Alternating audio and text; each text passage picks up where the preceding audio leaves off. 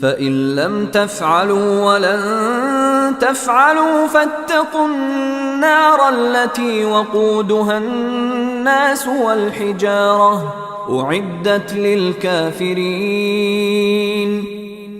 আর যদি তা না পারো, অবশ্য তা তোমরা কখনো পারবে না, তাহলে সে দোজখের আগুন থেকে রক্ষা পাওয়ার চেষ্টা করো, যার জ্বালানি হবে মানুষ ও পাথর। তা প্রস্তুত করা হয়েছে কাফেরদের জন্য। Then he says, فَإِن لَمْ تَفْعَلُوا, if in fact you haven't been able to do so thus far. Lam refers to the past. So if you hadn't been able to do so, acknowledging that this entire span of the life of the Messenger ﷺ, unsuccessful attempts have been made, nothing has been brought forward that can compete with this Quran. وَلَن تَفْعَلُوا, and then so first there's a commentary about what's gone on so far, and now he says, and you won't be able to do so. So he not only comments on their failure in the past, but openly challenges them, guarantees them you won't be able to do so. وَلَن تَفْعَلُوا فَاتَّقُوا النَّارَ الَّتِي وَقُودُهَا النَّاسُ وَالْحِجَارَةُ. Then protect yourselves, be cautious of, be fearful of the fire. This is also very beautiful and subtle. The Quran began, this surah began with people of taqwa, but taqwa of who? Of Allah. But it's clearly been demonstrated that these people at the point of no return have no fear of Allah. So now they can't be invited to the fear of Allah anymore. What are they invited to? If you can't fear Allah, then you know what? Why don't you go and try to protect yourselves from the fire? Here also there is sarcasm. In other words, how are you going to protect yourself? Go ahead, make all the precautions you can. It's coming after you. This surah also has a lot of sarcasm against kuffar.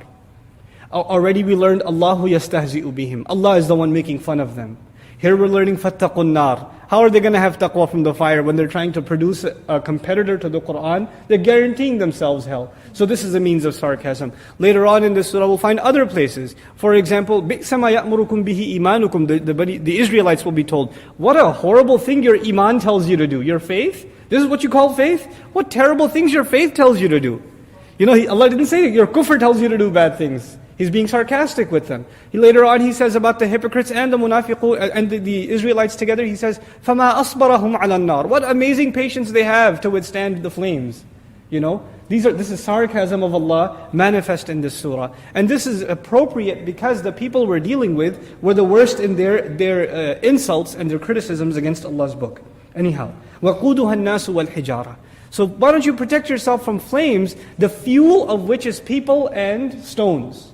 Allah mentions this fire is flamed by the fuel of it, instead of being wood or oil or things like that, it is fueled by people and stones. Now people, of course, those who deserve hellfire. Stones, some ulama commented, this is also found in tafsir of some sahaba, they used to worship idols made of stone. So you will burn along with your idols. You will burn with these stones that you worship along with you. So وَقُودُهَا النَّاسُ وَالْحِجَارَةُ. Also others commented that a fire made of stone, meaning lava and melted stone, there's no comparison between that flame and that intensity and the flame of anything else. There's no real comparison. So Allah alludes to the intensity of this flame. Then He says, أُعِدَّتْ لِلْكَافِرِينَ. This has been prepared for al-kafirin, those who are bent upon disbelief, those who are deniers. I didn't get to mention this before, but the word kafir in Arabic comes from kafara, to bury a seed inside the ground. Kuffar in Arabic, which we know as disbelievers, that's actually in the Quran, in Surah Al-Fath, it's also used in the meaning of farmers. In the meaning of the same word kuffar. Why? Because what does a farmer do? He plants the seed in the ground. The idea of calling a disbeliever kafir is that he already had the truth inside him before he even came to this earth. The seed of truth was already there. He buried it inside and never let it see the light of day. The light of Allah came and wanted to come in contact with the light that was inside him, which Allah describes as nurun ala nur. There's a light inside you, there's a light from Revelation, light upon light. That phrase you may have heard before, right? But this light inside of him, he buries it. Because he buries it, it's never able to meet that light, so this is called kafir.